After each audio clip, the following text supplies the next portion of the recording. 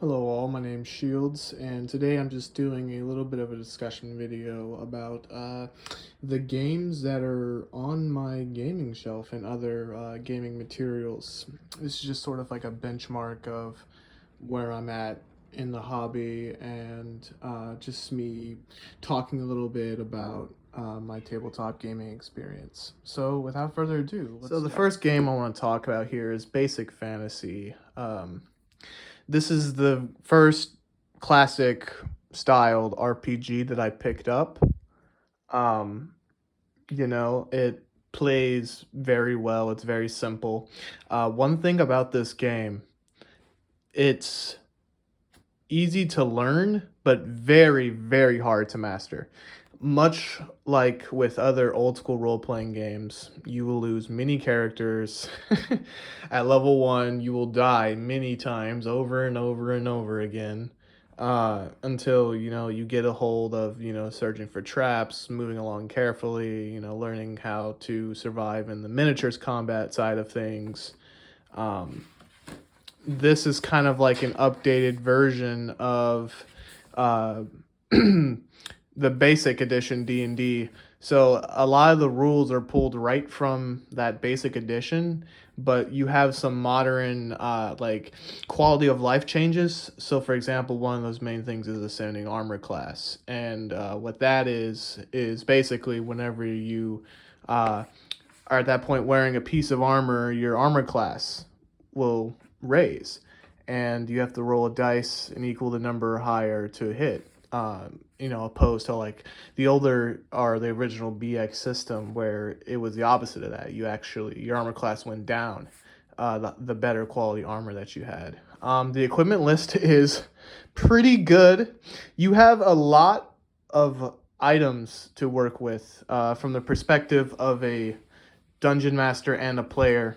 You can get really creative with just the built-in item list, but there is a supplement where it adds more items. And this game is free. You can download it online, and they sell print versions of the game on Amazon at cost. So this book only cost me $5. It's a complete rule system.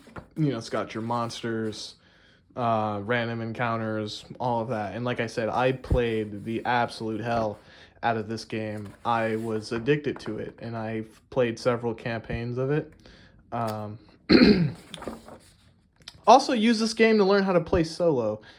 Because when I first started getting the tabletop, that was around the time that like quarantine was happening and solo tabletop gaming was becoming more of an activity for people in the community. So I followed people making tutorials, and I basically learned how I like to play solo tabletop games with this. I don't play this game as much anymore. I moved on to games that kind of fit my taste nowadays.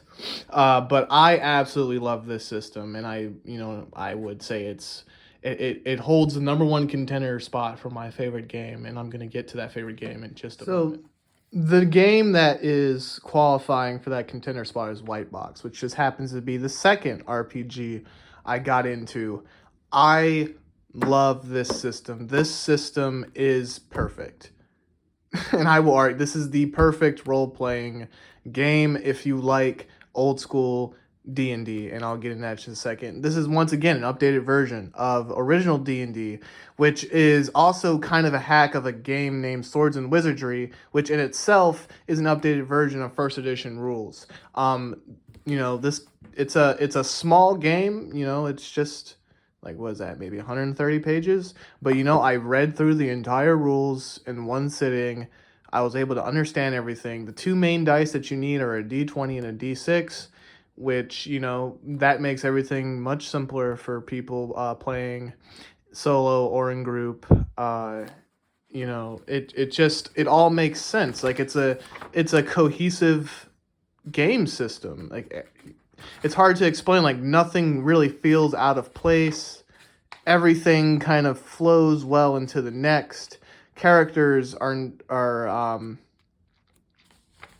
they're kind of taking a different approach from other games. So like when we think about other like D&D style games, we're thinking about you know using mechanics to really like create the character that you want. Where this is kind of like, you use the base templates of characters, and then you can create whoever you want, through just the actual role playing side of it. So what that means is there's four classes. There's the cleric, fighter, magic user, and thief. The four original classes in Zero Edition D&D. So there's not really things like paladins or rangers or anything that right out the box, albeit there are supplements from third parties that add that in. But, why play a ranger class, or why, go through the steps of developing a ranger class when you can just pick a fighter and then just role play as a ranger? Because here, every character has D6 hit dice. There's no, magic users aren't weakened by having D4 hit dice. Everyone has D6 hit dice. So everyone's roughly around the same area in terms of like how much health they have.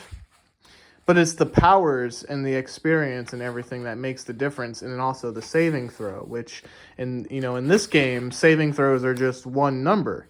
And then, there's modifiers depending on your class. Much simpler to understand, faster to game, not as much having to look up specific rules or simmer through like special monster stat blocks. This game is great solo, great for group, easy to understand. It's a bit easier than Basic Fantasy in my opinion, and I think with it being a little bit easier, it's a little bit more fun to play. Like, you're not just losing, your level 1 characters over and over and over again. It has just about everything that you need. It's one comprehensive game system. The one thing that I love about this is just the presentation of it. So, like, the tables are easy to read. There's artwork everywhere, and, the art is consistent. I think it's all done by the same artist, but it's all cohesive. It flows together. A lot of these OSR games, there's like some parts of the game that don't really jive with other parts of the game, but with this, it's just everything flows so well, and there's races and classes that you can choose, which is something that the original didn't have. You can choose to be a certain race and a certain class. Elves. You can play elves as a separate race, or you could play the old school way where the elf is a class. It's highly customizable. There's ascending armor class and descending armor class. So if you want to learn that system, this game is perfect for that. There's not as much equipment as Basic Fantasy, but all the stuff that you would really need for dungeon crawling and wilderness adventures are here. And if you need something, you can use a different game as a resource, or you can easily convert it in. This game heavily encourages house ruling and referees customizing the game how they like. So sometimes they'll offer more than one way of ruling something, or they'll offer at that point they'll offer like an alternative way to do it, or just straight up optional rules. There's a rule in here, it's called Binding Wounds, and and that's just amazing artwork, by the way.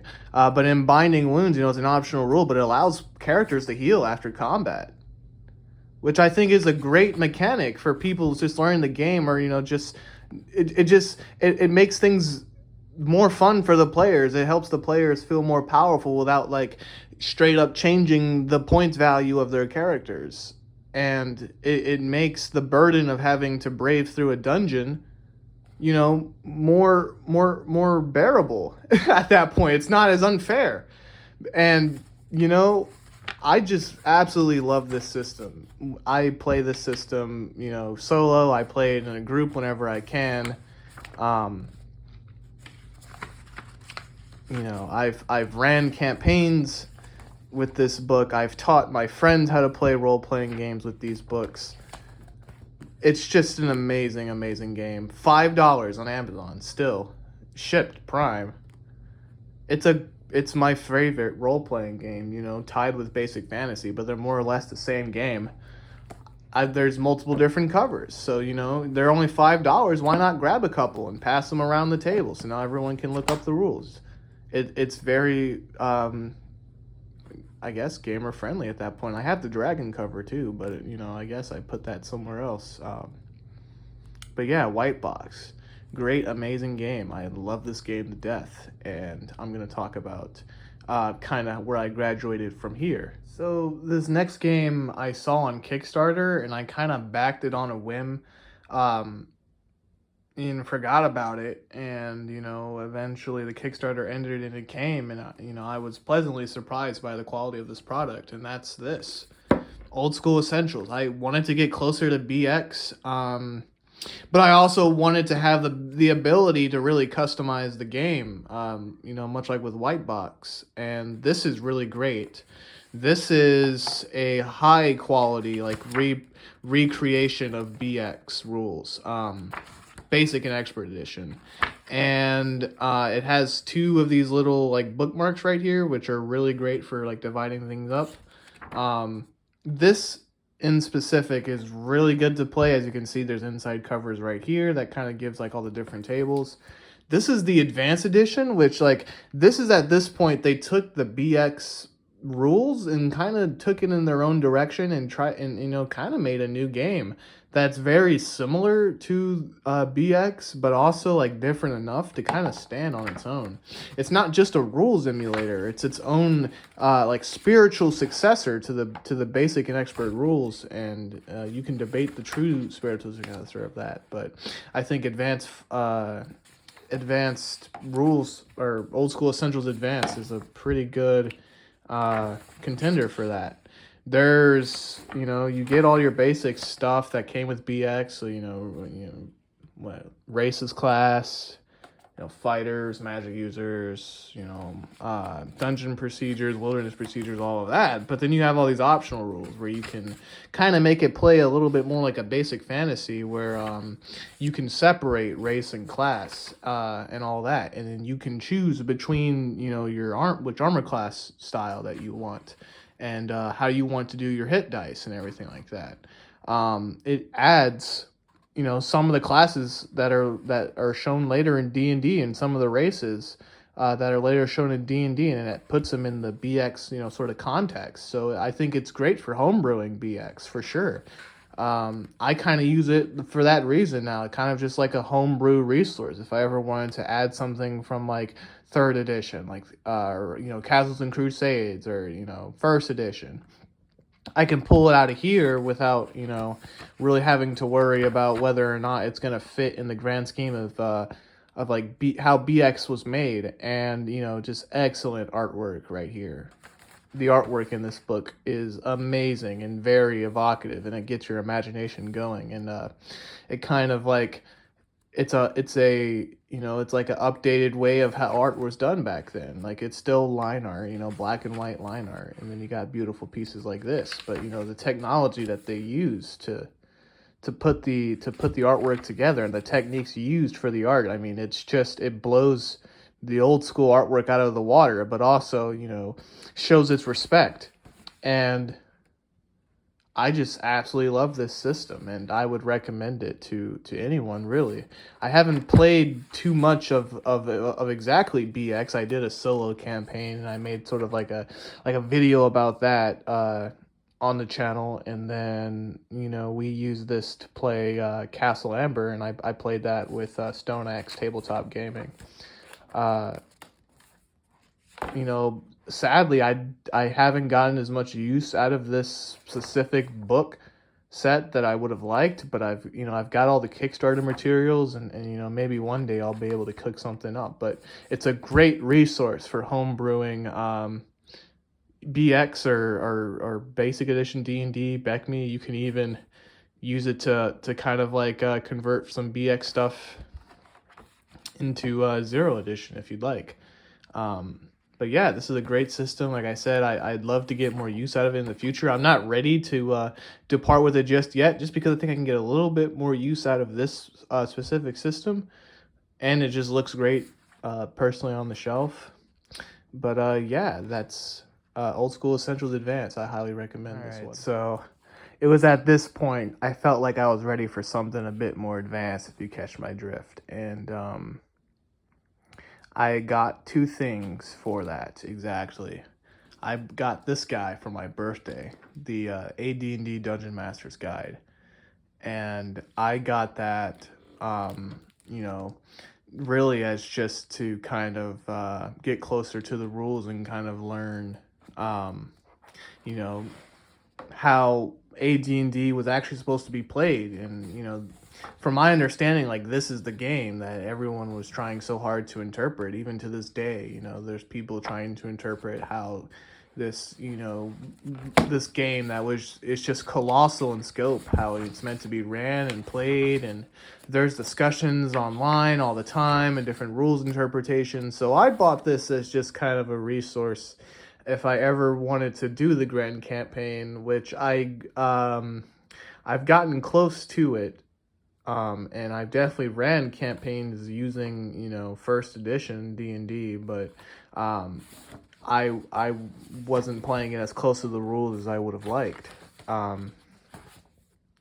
So I got this, and this book, admittedly, it's kind of difficult to read. The community calls this style of writing Gygaxian writing, and there's a lot to interpret with all this. But there's great artwork, and it's a great resource for if you need to have some context with the society in your world and learning how long it would take to travel to places or to build.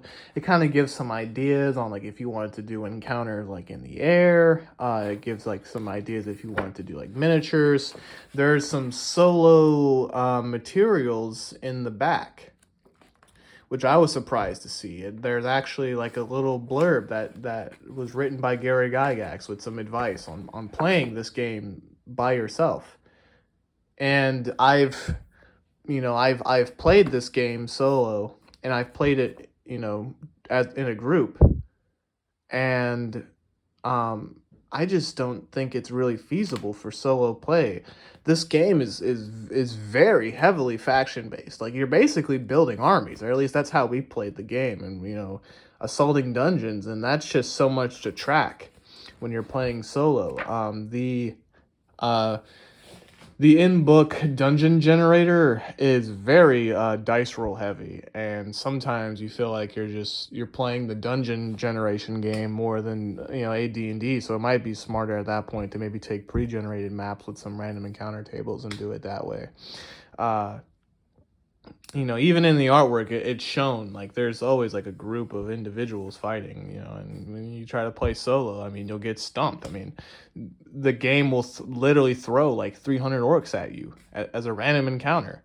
And it takes a lot of like power as a dungeon master to really make this game run, because you don't want to just always, kill your players off, and you can so easily by just overwhelming them with encounters. So you have to take a very smart approach with how you dungeon master this game. And it also takes time tracking. Like, the tracking of time is very important in this game.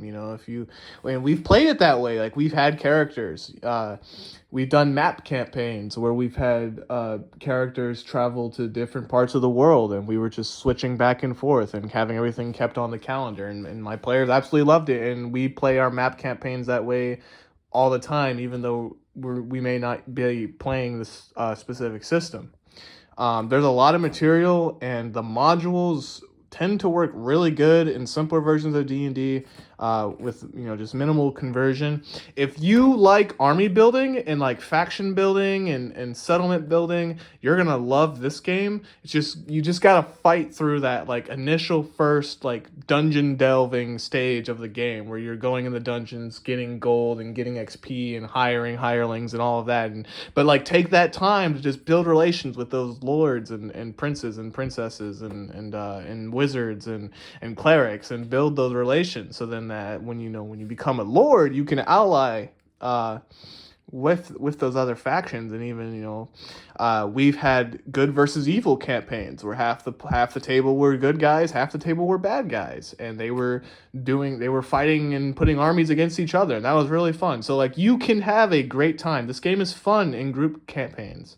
Solo campaigns, I'm not so sure if it's really my style yet, but in group campaigns, this game is really fun, but you need a really experienced group of like players and an experienced dungeon master for sure, because it is very taxing on the dungeon master to play this game properly, I think. Because we don't really know how to play this properly, and even I have trouble, you know, following the rules one to one, even though I make a big point of that. But yeah, it's a great system. I recommend it if you want to kind of graduate from BX, if you like BX and want to graduate from that. It's pretty cool. The way we played first edition is I got this guy, Osric. This is a rules resource of first edition written by Stuart Marshall, our editor-in-chief, Stuart Marshall. And this is just like a recompilation of the first edition rules. It has all the encounters and everything in there, and we just kind of play out of this book. Very simple to understand. I don't like the page quality, but that's more of like who I got it published or printed from, rather than like the actual what it says about the actual game itself. The contents inside are pretty simple to understand. He cleans up a lot of the Gygaxian language and kind of makes, you know, things simpler to understand. But, you know, once again, this is an interpretation of the original rules. If you want to play true first edition, you got to go back to the source. And, you know, Gary Gygax even had his own home rules. So what does that say about first edition? So I know I've already listed my personal favorite RPGs, but I'm going to talk about my second personal favorite. And when I say the line is very thin for this game becoming my first, it's that thin. And that game, D&D Rule Cyclopedia, by far the best comprehensive, flowing, entertaining, exciting version of D&D, the Rules Cyclopedia, BECMI rule set, basic, expert, companion, immortals, and shoot, man, whatever M is, or whatever, it doesn't matter. This game is great. It combines everything BX. This is the magnum opus of basic D&D. And this game is just one book. You get all your encounters, you get all your classes, you get all your skills, you get all your dungeon master stuff. You get a whole world. You get the world of Mystara just in this book. And, you know, treasure, it has great artwork all throughout. And, you know, this game offers something different from the other versions of BX. Because when you think about it, like, BX is very fragmented. It's modular. You know, you can take things out and add things in. But this is the attempt to combine everything together, and it makes this middle point between BX and Advanced D&D, where it plays a lot like Advanced, but at the same time, it's not nearly as taxing on the Dungeon Master to play this game than to, say, like, play a campaign of Advanced, right? Racist class, you know, that's still a thing. But on the character sheet, there's a way you can specify your race, so you don't have to play it that way if you don't want to. But, you know, you can kind of like customize. It has that cool thing I like about RPGs where it's like there's mechanics, yeah, but then you also can like override that through your role playing if you like that. That being like you could play a elf cleric if you wanted, you know, just you would be a cleric class, but you know on your character sheet you just write elf for your race, and there you go. The artwork is amazing. I mean, that pose is pretty awkward, but you know the armor and sword itself is cool. We've got a saving throw list, but hey, it's right there. It's easy to reference. You know, you just go right to the fighter page. Every class at that point is, you know, a couple pages long. we can get into like how your character progresses. So, you know, for example, yeah, level 1 you're just a regular fighter guy, but once you get to level 9 you become a lord, and then depending on your alignment you can become a paladin or an avenger. So your character changes and molds over the course of the campaign as you level up, and this game has like focus on building settlements and building armies, you know, at middle to higher levels. And there's even modules where your characters are kind of, you know, playing sort of like a game of diplomacy, like you're running like smaller states for the empire, you know, trying to conquer other territories. um I absolutely love this system, and you can take the character customization a little bit further with weapon mastery, which now weapons aren't really locked, you know, by class. Every character can choose a list of weapons that they're specialized in that they can use, and as you know, as you rank up over time, um, you know, you can change your AC, or you know, you can do more damage with your weapon, like you know, level up in that weapon mastery. There's rules for training and meeting trainers and going to lessons, and training your hirelings, and you know, training other characters to sort of like, you know, inherit the abilities of other classes. And there's rules for mass battles, which that's kind of the climax of our Keep on the Borderlands campaign. Is we had a mass battle between the forces of the Keep and the two orc tribes, and there's rules for that, which is something you don't see in other editions of D&D.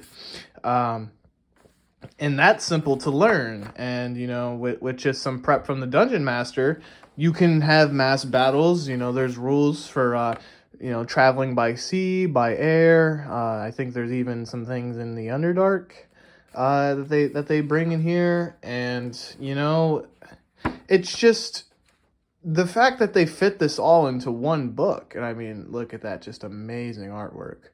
um the fact that they fit all of this into one book, one cohesive product, one full, complete game is amazing. And there's nothing that feels left out.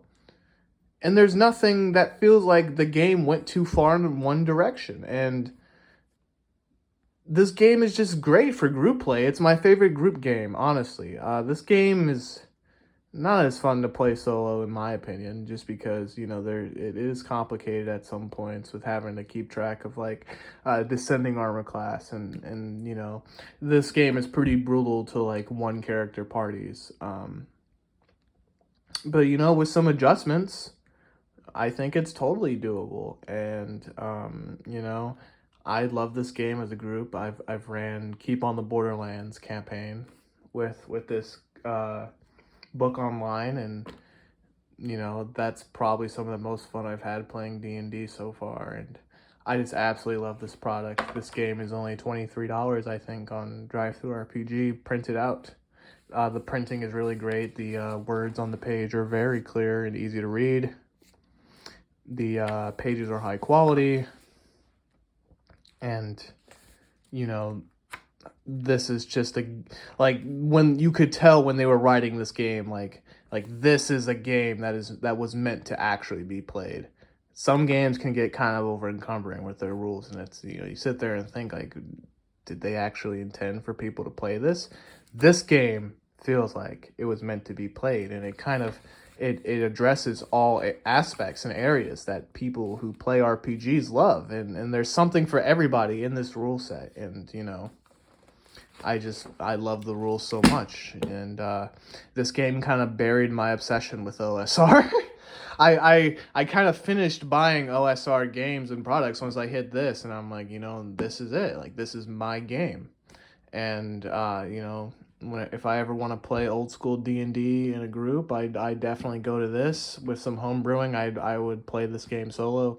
But yeah, at that point, you know, it's just great. I love classic D&D. I think that's kind of my niche here in this whole hobby, sword and sorcery, and all of that. And this game is just, it just synergizes so well with how I imagine the world when I'm playing, and like it synergizes my preference on the balance between role playing and mechanics. And there's just, it has powerful evocative artwork. The characters are powerful without being overpowered. You feel it like an important character in the world when you're playing. The game allows you as a player to influence the events of the campaign and kind of carve your own name out in the campaign world, and have a serious stake in where things go in the campaign world. And it's easy enough, I would think, for like beginning dungeon masters. But if you're an experienced dungeon master and don't want to play something as complicated as advanced, I think this is a good compromise for that. So I 100% highly recommend Dungeons and Dragons Rule Cyclopedia. Once again, another masterpiece. I'm not gonna dedicate an entire section to these games, but these are still some like honorable mentions that are still kind of in that like OSR kind of feel. And the first one is Scarlet Heroes. This I just kind of used as a solo Oracle engine back when I was really using Oracles. There's some cool pre-made maps in the back. I mainly was just using these tables to play solo. The way people play solo is they have something called an Oracle. And the Oracle kind of like would help the solo player kind of like come to some rulings or determinations that would be made by a game master. So like, for example, if you're in a dungeon and well, is there any lighting, and then you would see that could be very unlikely, and then you would roll and it would tell you. Which, I mean, this system's kind of like, the Oracle system was good enough getting started into solo RPG and getting an idea of how you can play the game solo. But once again, I felt like the Oracle at some points kind of overshadowed the actual game at hand. So I kind of put my Oracles away, and I just kind of am now, when I play solo, I'm confident enough to kind of just use the rules and,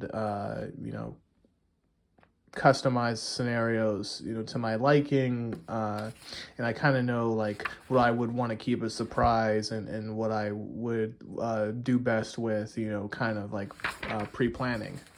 But yeah, I don't have too much to say about this game. I haven't really played the actual game system inside of it, but it is a BX style game, but it's made with the intention to be played by one player. You don't have to play it that way, but it was made with that intention. So like, there's some rules changes where like the monsters hit dice total, which is typically like the amount of dice you would roll to determine the monster's hit points. That number just kind of becomes their hit point. So like an orc, a goblin, hobgoblin, they all have basically one hit point, which makes things better for solo play. Which I agree with that. Sometimes I use that home house rule, sometimes I don't. But yeah, I don't really play the system within, but the Oracle is a really good resource for playing solo. It has a pretty good like flowchart way of like doing like urban city plots, like investigative plots and all that, which I think is fun, but it kind of overtakes the actual game that you're playing in my experience. Which, hey, some people like that, some people don't. But, hey, I kind of backed out of using oracles and all of that. But, hey, there's nothing wrong with using oracles. Here's an NPC generator. Very useful. Typically if I'm sitting back, like kind of planning like the kind of like side characters I want in the story, I might use one of these charts as like inspiration or something.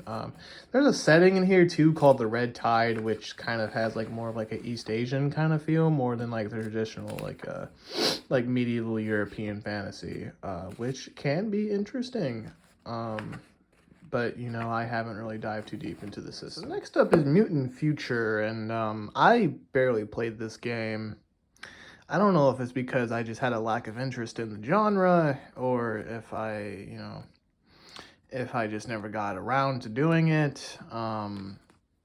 This is made by Goblinoid Games. It's kind of like a BX hack, and it turns it into like a post-apocalyptic science fiction kind of setting if you want to play that, because like straight up D&D rules doesn't really fit into that kind of genre, right? So like, one of the main differences they make with this game is, the game itself is classless. So like you don't choose between a fighter, magic user, and none of that. You kind of choose whether you're just a straight up human, if you're like an android, a cyborg, or if you're a mutant. And in the book, there's like there's a random table for mutations, and you might have an extra arm or three eyes, or you might be able to hover for 3 hours a day, and that's very interesting. And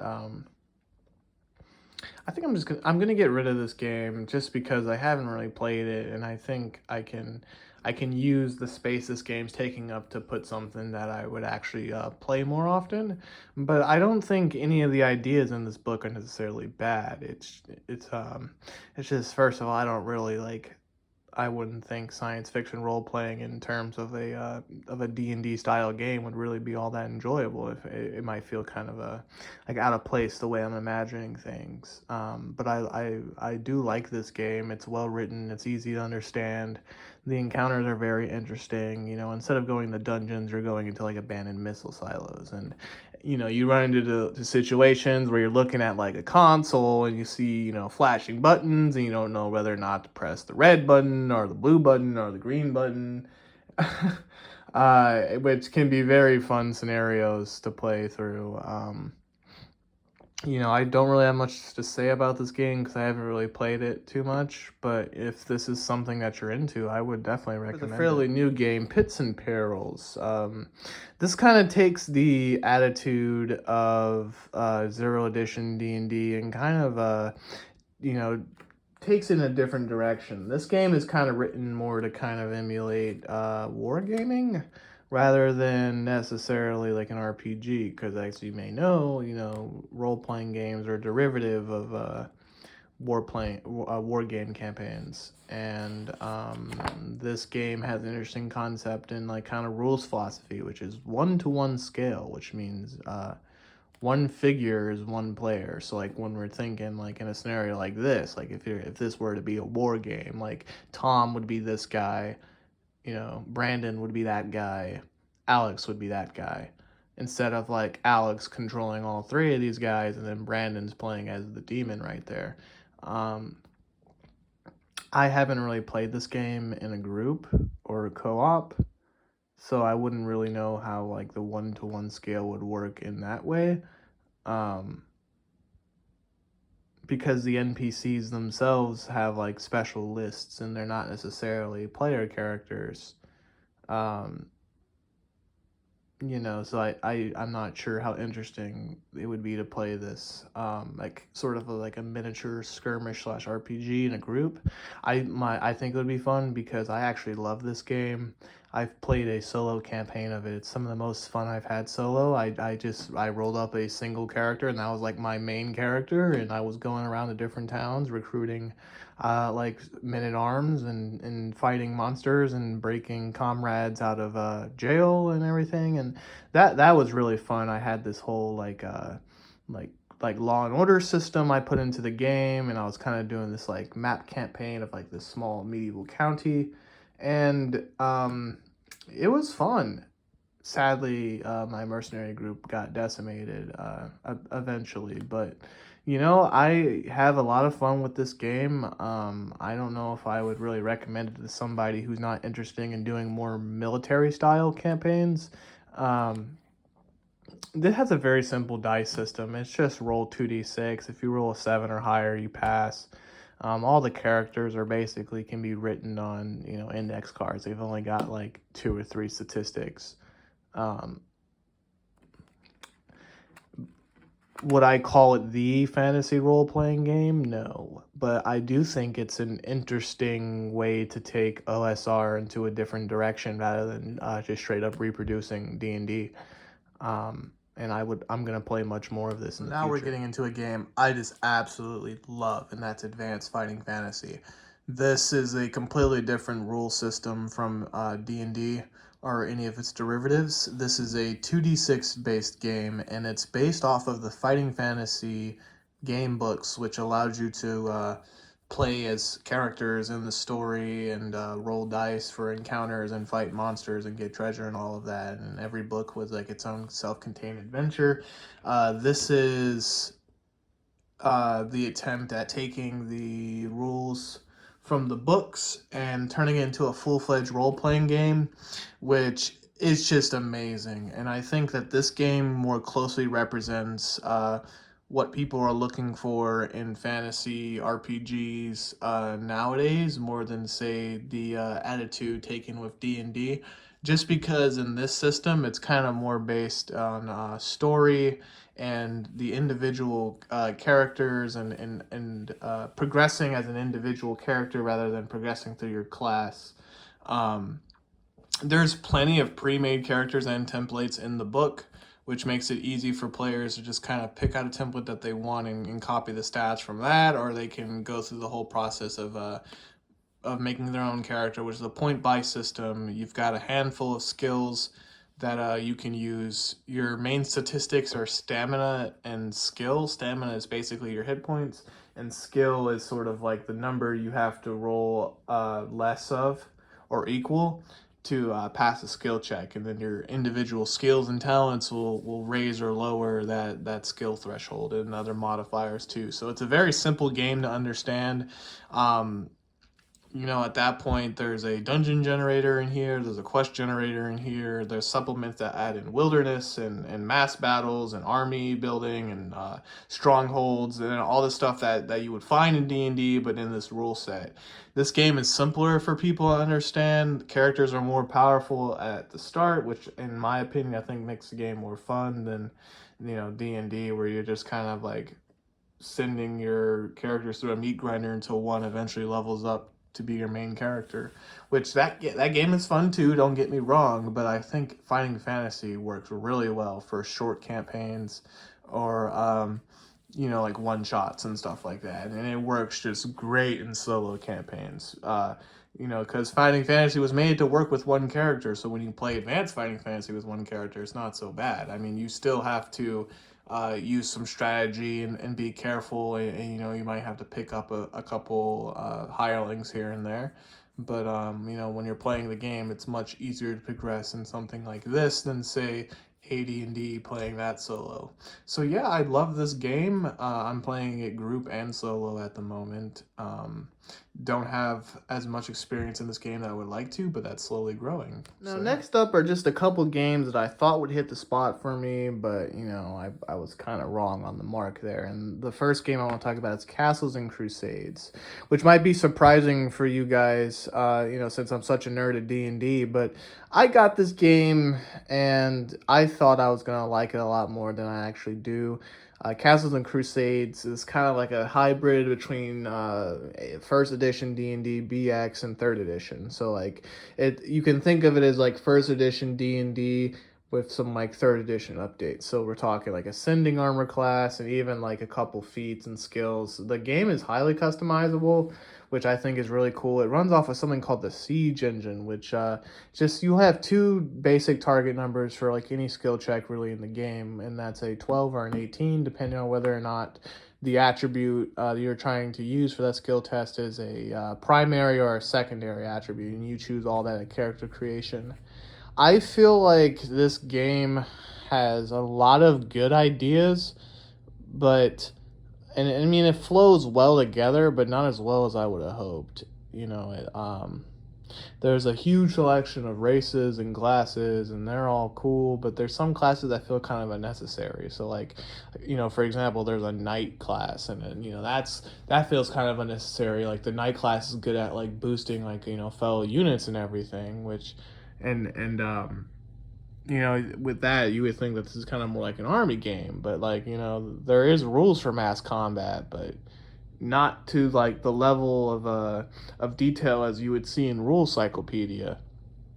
And in older editions, to earn knighthood, that's something that you would do as a fighter. So like, beyond just being called knight or fighter and having a couple different feats here and there, they're more or less the same class.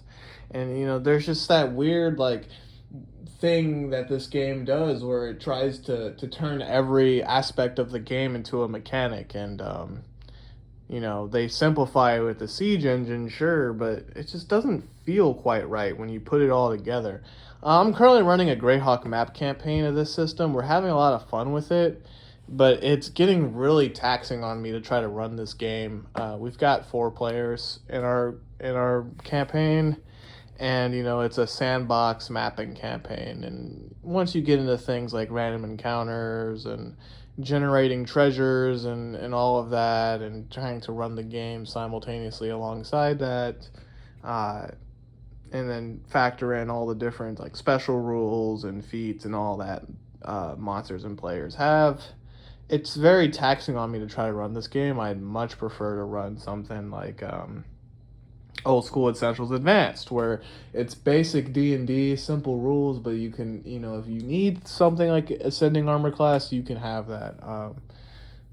I still think it's a good game for what it's worth, but it's just not really my cup. The next one is this behemoth, Zweihander.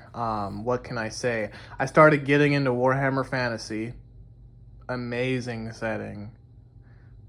And I've also been trying to get into D100 just because D100 has all the added like character customization and everything like that. So I grabbed this game thinking it would be a good entryway to both.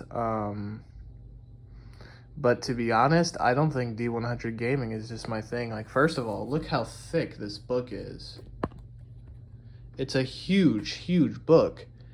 And, unless you and your players are just dedicated to the game, it's going to get hard to get all these rules down. And the rules do this weird thing where they explain everything in excruciating detail. So you're skipping over a lot of paragraphs that explain like simple concepts like alignment or something like that.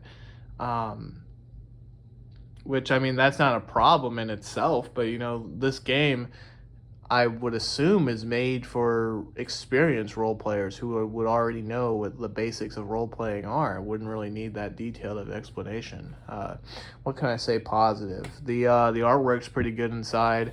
I like the idea of the alignment kind of instead of like law and chaos. It's either like the rise or fall of your character, and what that means is you could you have 2 sides.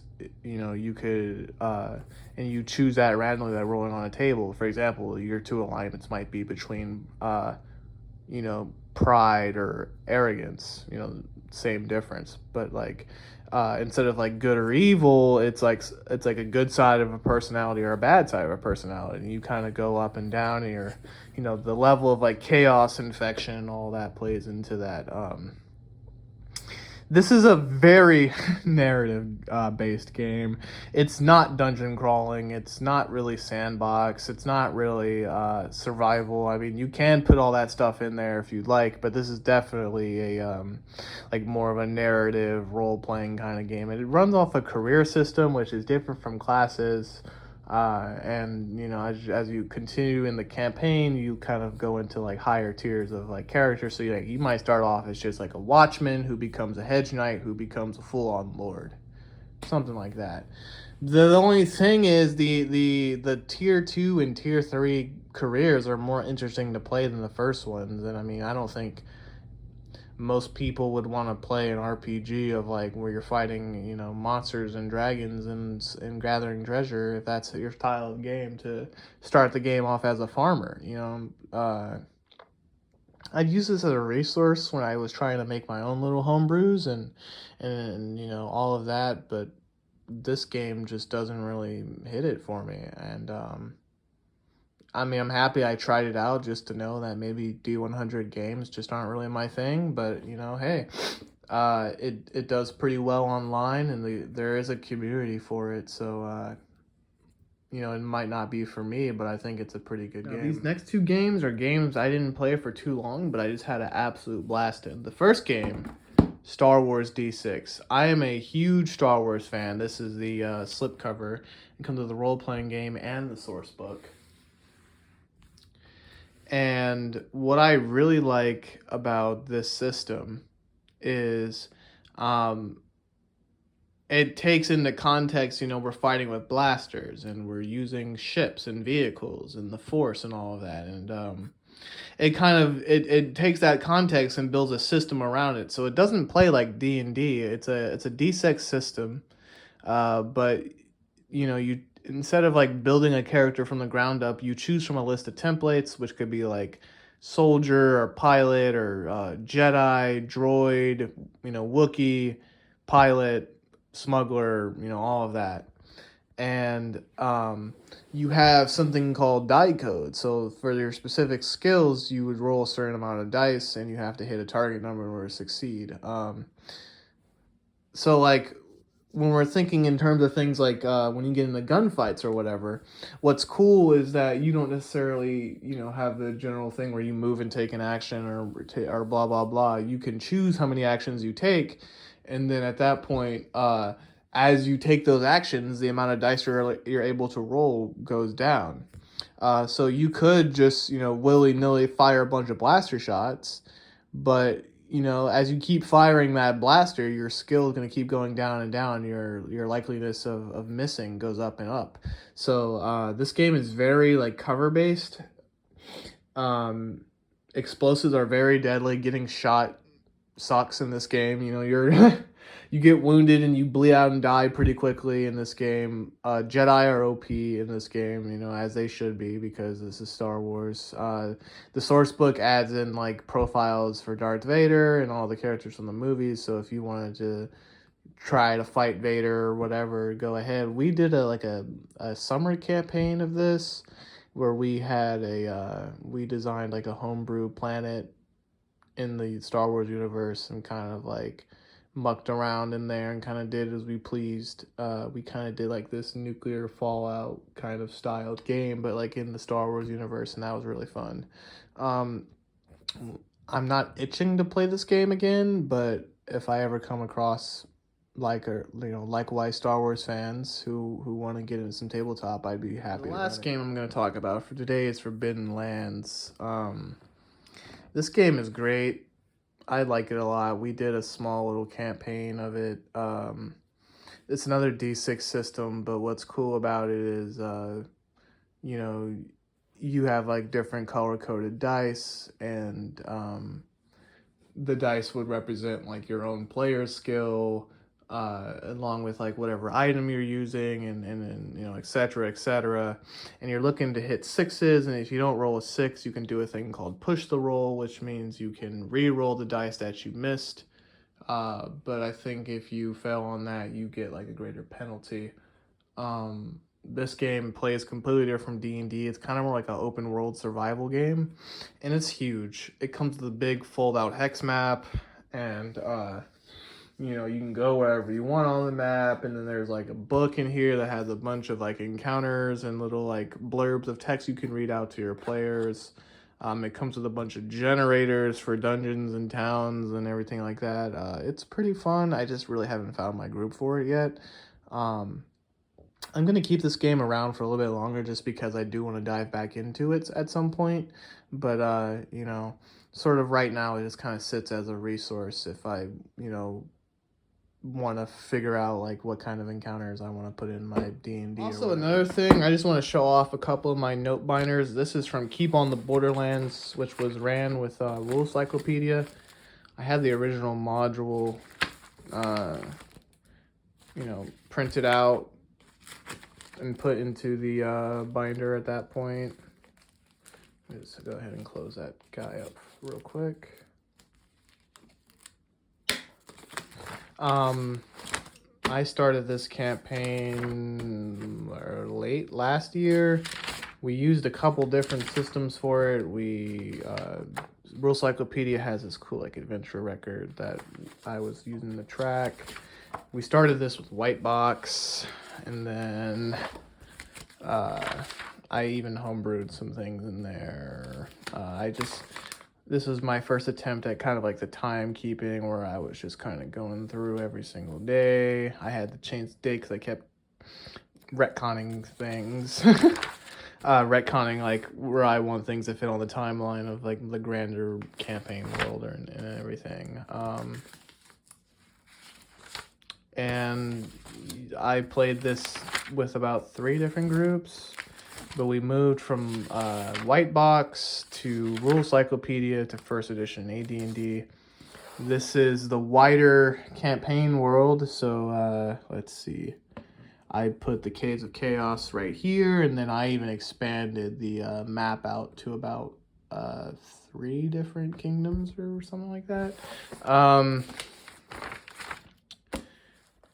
Mass battles. We've had mass battles, and I used rules to determine that, and I even had notes on there too. So yeah, this is my group binder.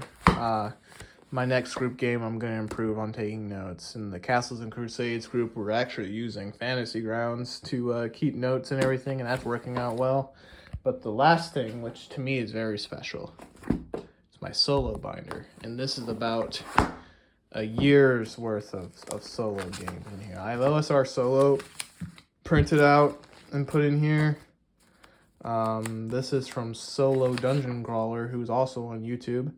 And he kind of compiled all the different generation rules from AD&D and other D&D sources and put them in here. I printed out a copy of Blizzard Pass, which is a solo module for basic D&D. Did a playthrough of that. I did several playthroughs of that module, actually.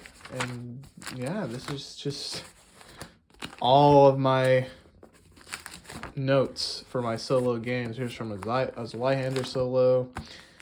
This is from a Greyhawk campaign I was doing, and I've done several Greyhawk campaigns because that's my favorite setting. It's Random Dungeon Delves. It's like a first edition character. Pits and Perils. More Greyhawk. This was a homebrew in Advanced Fighting Fantasy, I think. Yeah, Advanced Fighting Fantasy.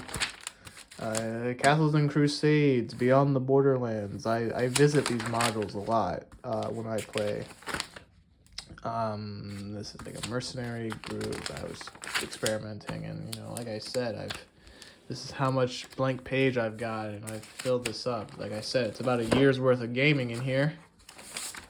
And it shows my progress over time, and finding the game that works out for me. And sometimes I go through these notes, and see what I can improve upon for my next game. And I've started to move my note taking more digital nowadays on like laptop Word documents or Fantasy Grounds. Here's Village of Hamlet. I put Village of Hamlet in here. I guess I was playing that at some point. And here's a rule cyclopedia character, but this binder means a lot to me, and I played solo RPGs a lot through quarantine, and in a lot of ways it helped me kind of get through some rough times in the past year and everything. So thanks to all the people who wrote material that I've played from, and contributing to the grander hobby in total. And this was just sort of a benchmark to just show where I'm at in the hobby, where I'm going, where I've been, and going forward, I'm wishing for brighter gaming days for everybody. So yeah, I hope you enjoyed the video and just sort of like the discussion on what I've been working on and everything. And at that point, have a good one, guys. See ya.